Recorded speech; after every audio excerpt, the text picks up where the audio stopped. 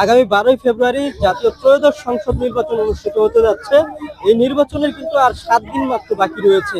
আমি এই মুহূর্তে রয়েছি ঢাকা 19 আসনের সাভার আশুলিয়ার যে আসনটি রয়েছে সেই আসনের ইসলামনগর বটতলা এলাকায়। আমি যদি একটু দেখানোর চেষ্টা করি, এই মুহূর্তে যিনি বিএনপির ঢাকা 19 আসনে মনোনীত প্রার্থী রয়েছেন ডাক্তার দেওয়ান সালাউদ্দিন বাবু, তার নির্বাচনী পথসভা অনুষ্ঠিত হচ্ছে এবং এই আসনটিতে 8জন জনপ্রতিনিধি লড়াই করছেন, যার মধ্যে বিএনপি মনোনীত প্রার্থী এবং বিএনপি মনোনীত প্রার্থী ডাক্তার দেওয়ান সালাউদ্দিন বাবু রয়েছেন। তার প্রতিদ্বন্দ্বী নিকটতম প্রতিদ্বন্দ্বী বলা চলে হচ্ছে জামাত এবং এনসিপির সংশ্লিষ্ট জোটের যিনি প্রার্থী রয়েছেন দিলশানা পারুল।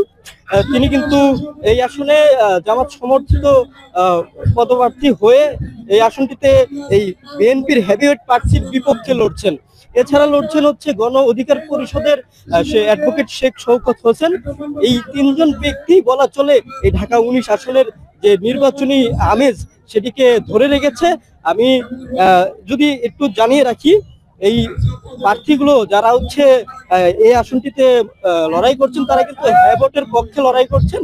শুধুমাত্র জাতীয় পার্টির যিনি প্রার্থী রয়েছেন বাহাদুর ইমতিয়াজ, তিনি শুধুমাত্র হচ্ছে না ভোটের প্রচারণা চালাচ্ছেন।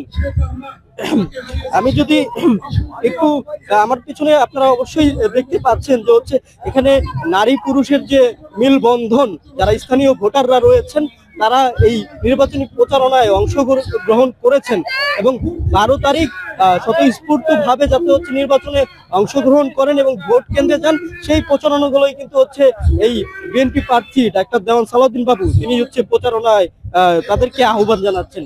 এই ছিল সাভার থেকে সাইফুল ইসলাম শাওন, বাংলাদেশের খবর।